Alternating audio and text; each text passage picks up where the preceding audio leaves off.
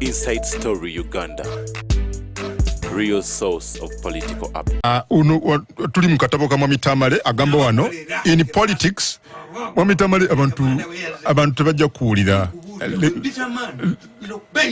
In politics it means that the region is prepared to lose power gradually. Yes.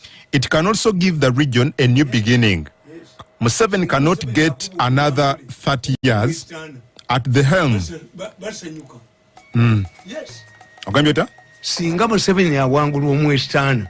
The Western region is happy. They are having the presidency for the next 10 years.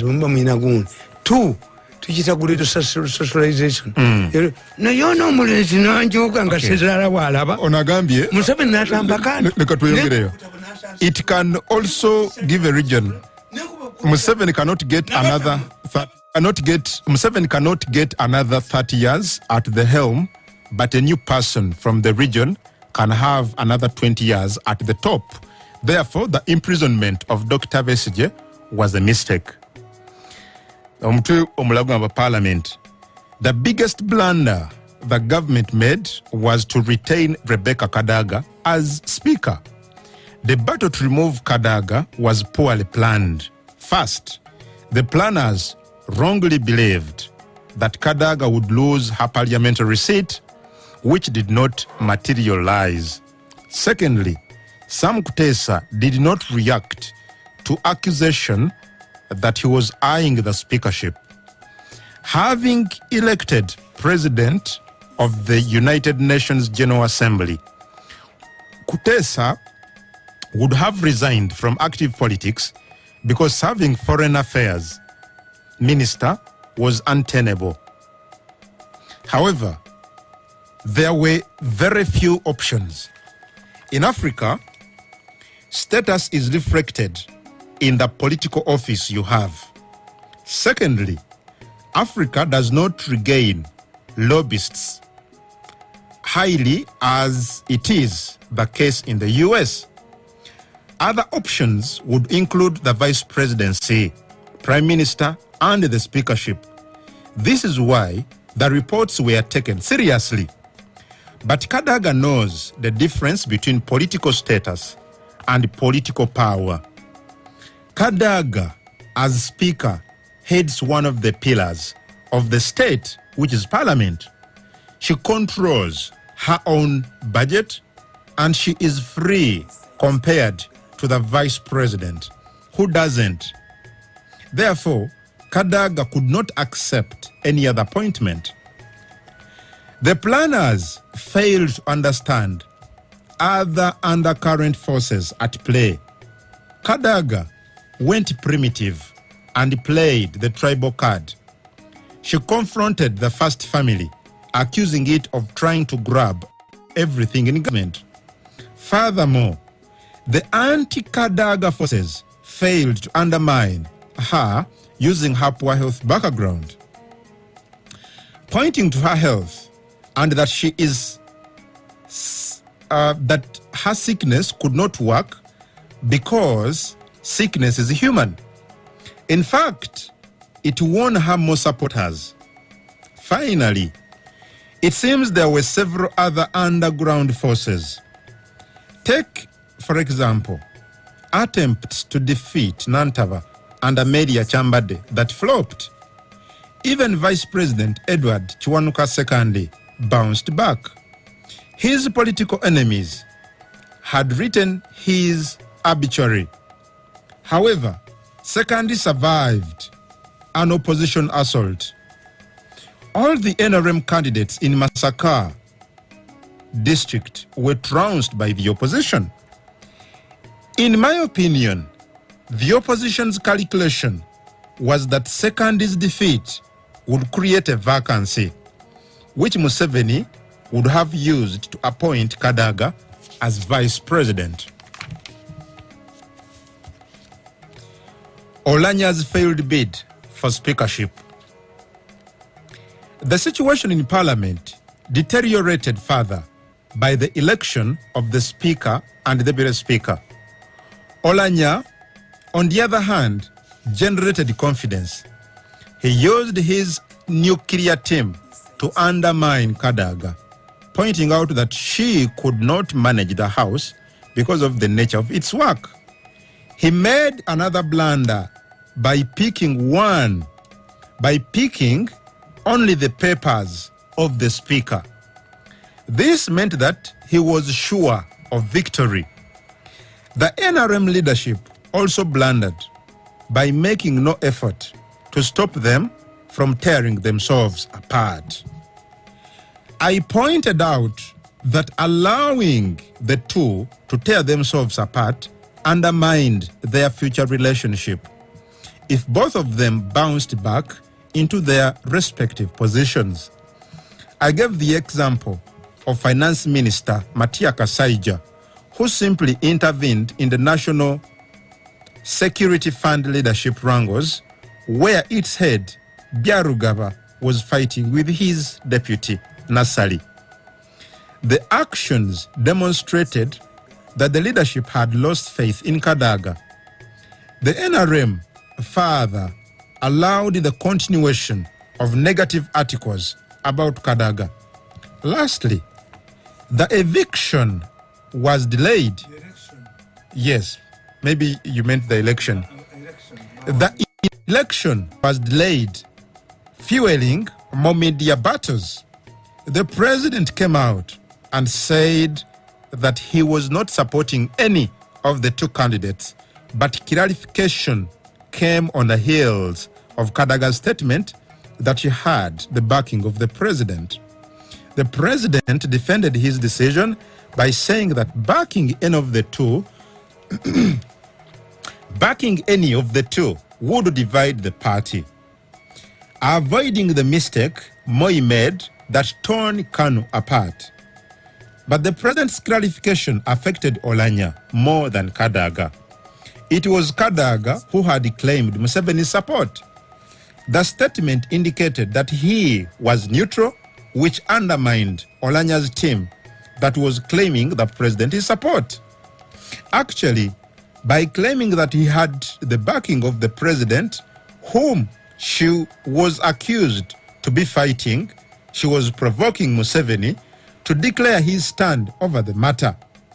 His statement collected Kadaga more support. The Olanya team accused Kadaga of disloyalty when she deviated from the party position. With the gloves off, the center could no longer hold. In fact, the country needs independent institutions, not rubber stamp or puppets. The reason for this is that Ugandans have developed a strong feeling that a group of people have usurped the power of the president. Therefore, it is not Museveni, the president, who wants rubber stamp institutions, but his under joint government that is operating within.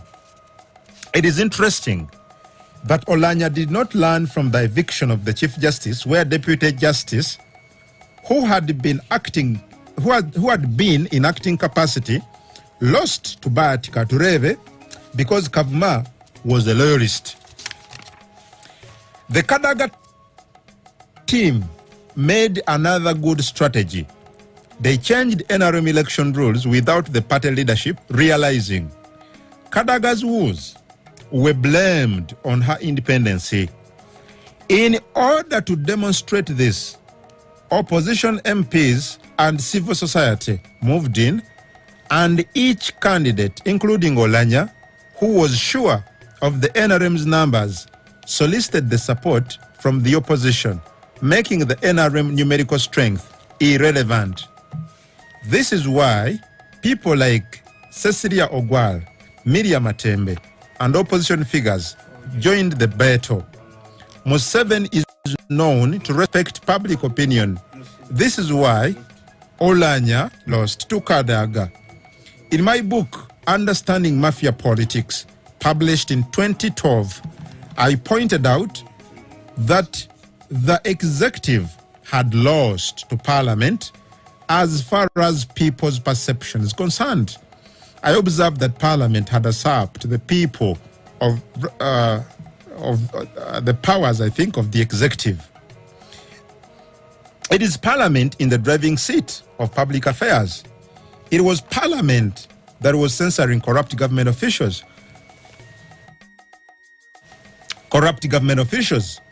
Including powerful ministers.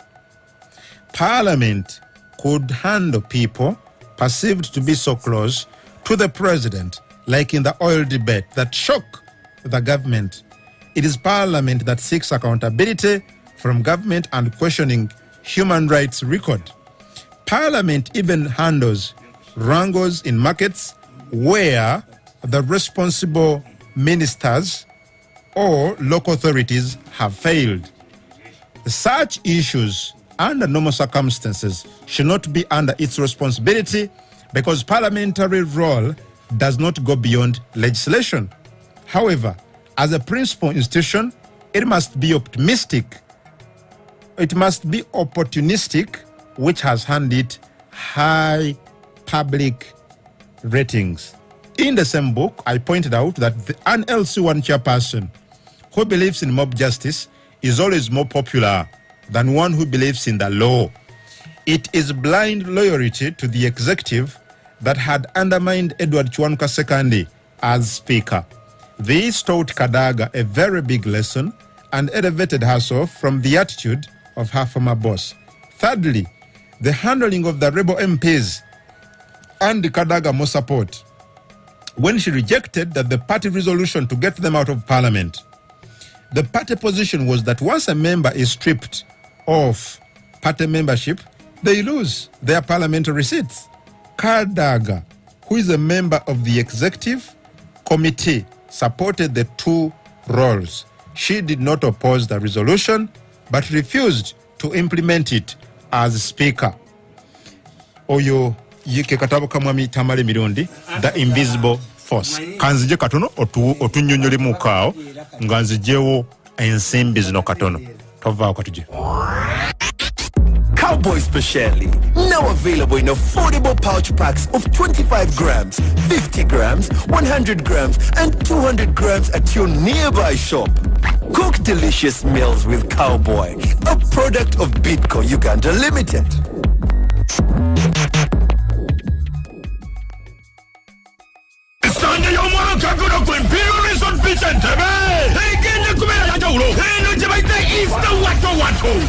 NTV. Radio 4 kumi musatu katonyeza satu fama. Ensusuzi. Nesaba bulubalamu jabatademu mane. Ojo digide. Endongo jifongone. Kulira sama soja. Kuno mukwano tuguwakade. Wademanyoti de. Kuno lyrical senator one sama soja straight. Easter Monday. Tugenda kubera ku Easter Monday Nsunsule Resort Beach. Walinga tundigida mujatulie fish. Sama soja genda kubayo na bayimbi banchi. Chenzo mpalo kumuzoka. Ate wagula tiketi mwekose MTN Momo. Bakusalina kabitundu abili kubule chikumi. Kubule tiketi jogula. Situli tenka. Efe mugulugulu nefuke gulugulu. Emwe bachiyaya temuzunga. Easter wato Easter Monday. Kwimpilo Resort Beach Entebbe. Eteke kedwa saba furu balam. Olwo. Ni wagirwa. Radio 4 kumi musatu katonyeza satu fama. Ensusuzi. NTV. Everywhere you go, MTN.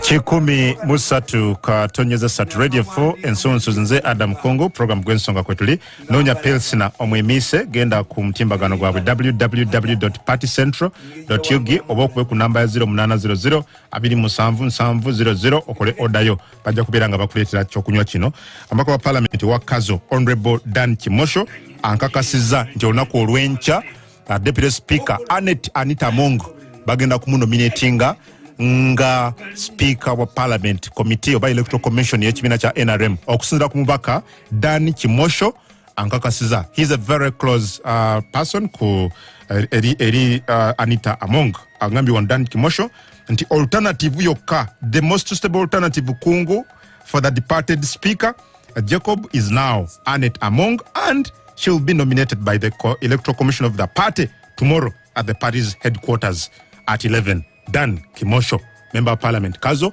bwati wangambye. Ndikira akatabo kano. Nembala kakadagala wachi yabawangula luli.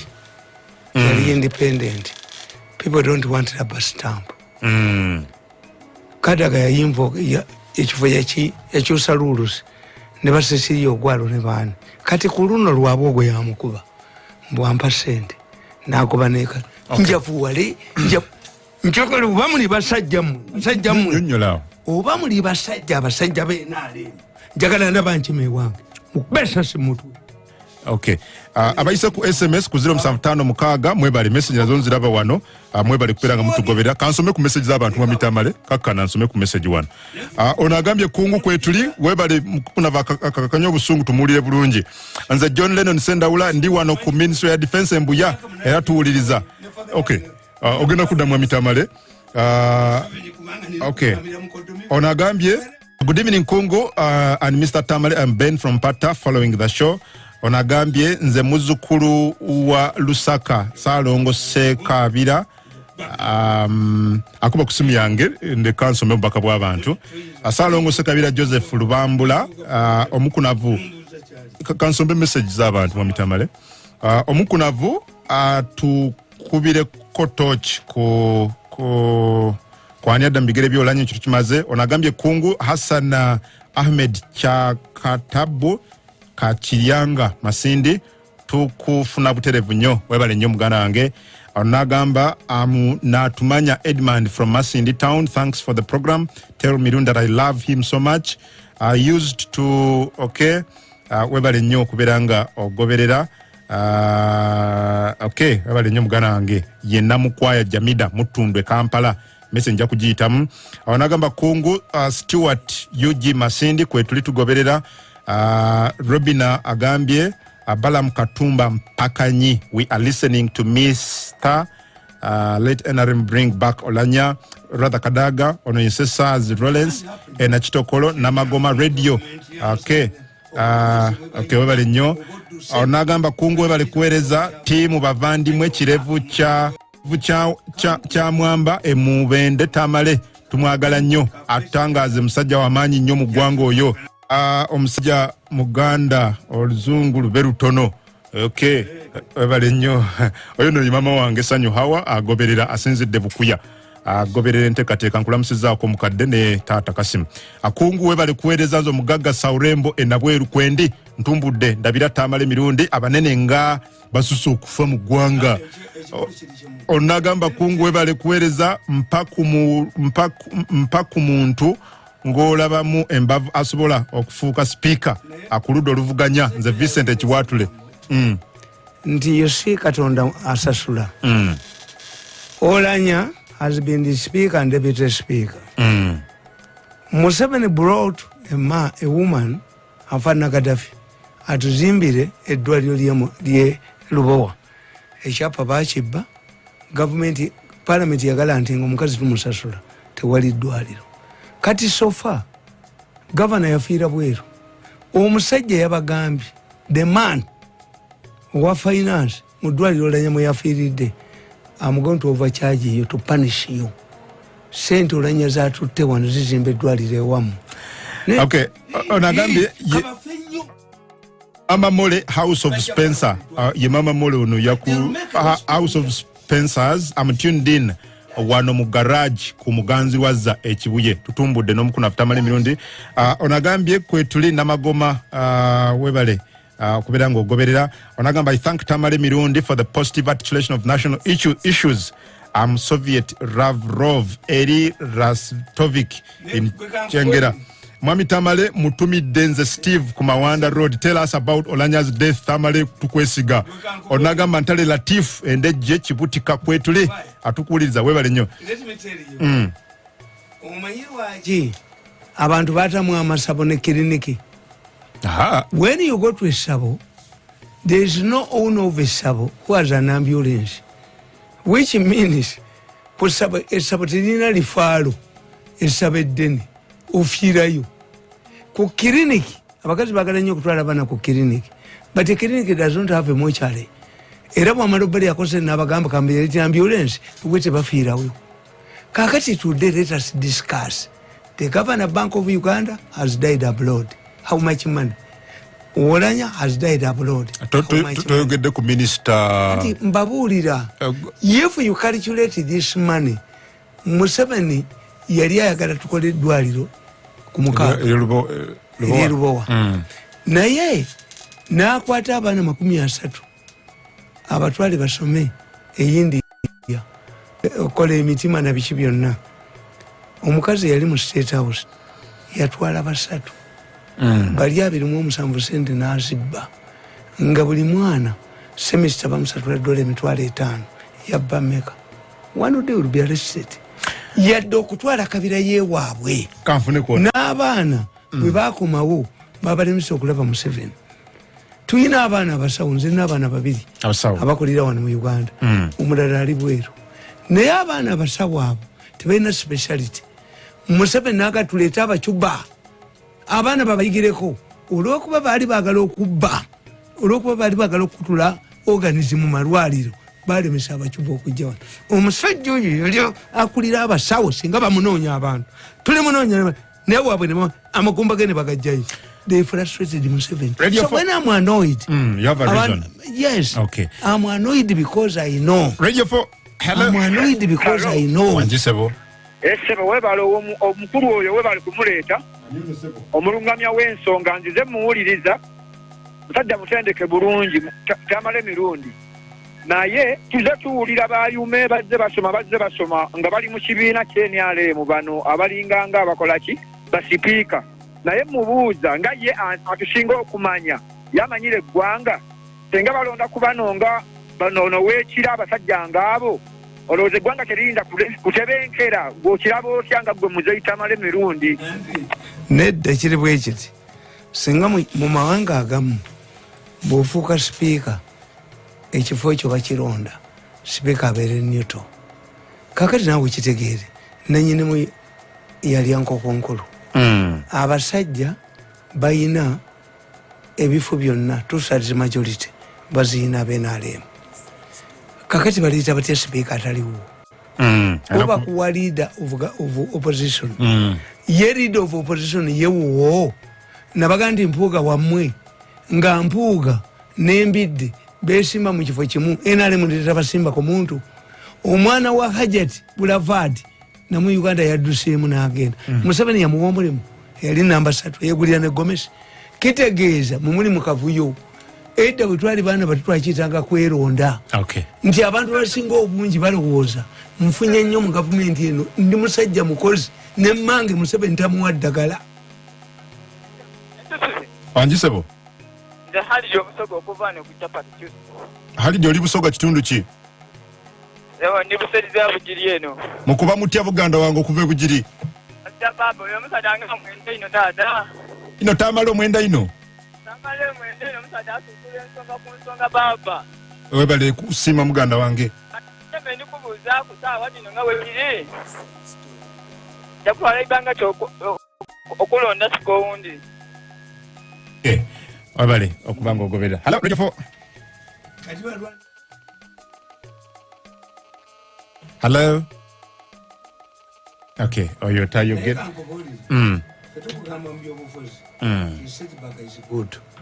Kakati tulina ebintu bibiri bitulina okutereeza. Tulina okutereeza obwa vice president. Bwe tuba tulina okuamendinga constitution. We must have a vice president continuity. Tie Kenya wadde Uhuru yayawukana ne Ruto akyaliwo. Era atambulira bamukola ki? Vice President wa Uganda ne mu protocol talimu. Recently, the first lady who is the Minister of Education was represented by the Vice President. Ekitegeeza Vice President atachikira atya Minister. So we must clarify this. Okay. 2, tulina okutegeera what is the speaker abeera omu kubanga tudemu aligambye nti speaker ne Olanya ne ono babalonda omulundi gumu. They are speakers for continuity.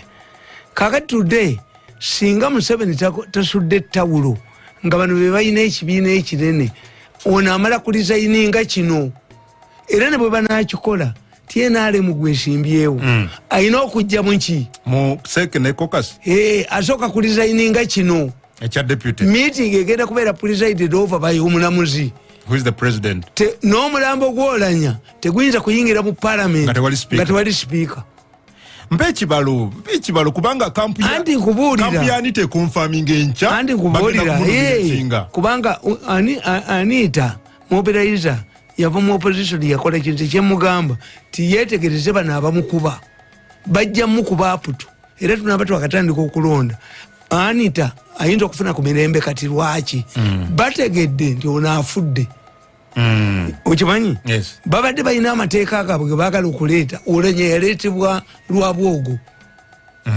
tepusinziina ng'ayagala okuleeta bino ebiteeso kubanga yitali popular ayitire waggulu bino byokuleeta simanyi kuyitira waggulu simanyi ki tulina netteeka eddala tugenda okuleeta mu palamenti eryakabira toyinza kugamba mu Uganda mbadde njogera ne Gasumba olwaleero nimugaa Gasumba toyinza kugamba ti abavandumu nti kiriyo gamba abahutu n'abatuusi aya bafula bavandimwe tekisoboka antoyinza kati bannayuganda tugeze Kenya bayinza okuteeka mu constitution ya Kenya nti bannayuganda oyina kati omuganda omunyankole omuki kyobola constitution bagenda gikyusa tuteekemu ne kabira endala abahaya etanzania bawano abahutu abatuusi tribe toyinza kati abayindi mulimu abasingasinga mulimu abahindu wali wano omukyala akwagala ennyo infact angambye Adamu Ndabya mutabani wange Tamale Mirundi omugambe maama we Faith Nakanwaje ekireka amwagala nnyo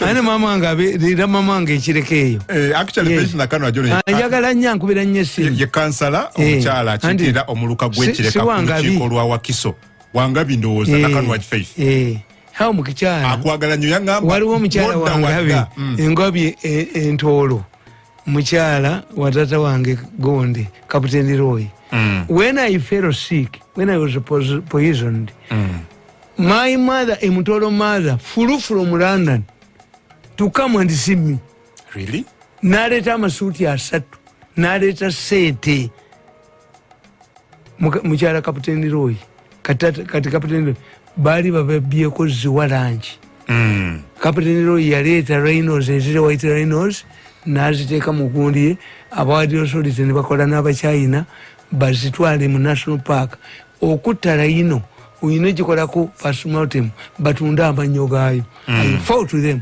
mwajiwulyanga ziwa lanchi ngakana kayina obutwa kayina obutwa kano kange buli wakola kano kange nagisa kano kange wali wano gwoyigiriza okuwandika obutabo akwagala nnyo naye akuyigirako n'awandika etu bamuyita Mwalimu Solomon Bumba agambye ku good evening I love your show and thanks greetings to Tamale Mirundi tumwagala nnyo bwemba muwulira omutwe gwange ngusigaza akubanga asobola okukuzaalira your mind.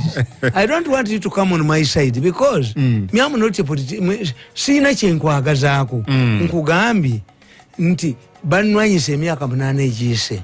The only thing I thank Museveni biri security kyokka security atampadde ki yangamba kuba obutabo lwabo obunabulemera buli kintu kyonna kyenkoze all of my money twavuwadde ntukola kimama nga mbuuza naye mukama wo olimba yakuba Levi eyaru webale nnyo temulowooza nti nze ndi musanyufu ku Museveni talina kyampa Lubuka Andrew talisajja Lubuka nti speaker deputy speaker abadde agenda kumala ku resigning singa yajja ne munne a speaker for continuity nga bagira ku balloting we must amend the constitution we must amend what the constitution ekyokubiri tuyina okulonda deputy speaker ayina amanya amateeka nze bwe balonda gundi uno mwenyinaze Anita kuba speaker yes sina buzibu naye Anita ayina okutegeera nti bamugwanyisa alemegwa mbikopo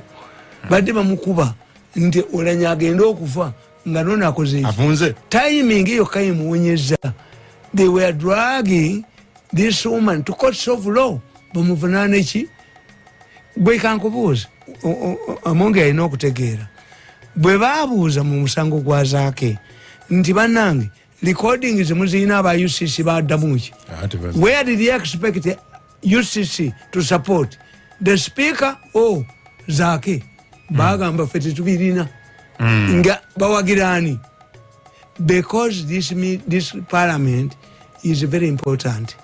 Parliament yeno yegena mu transition muchita transition yazita preparations. Parliament yeno whether you like it or not wasoma katabo kagako kugamba lwaboga agenda kwambala sizala we why is the richest man in Uganda has seen his father-in-law is going to retire, he must be his own man.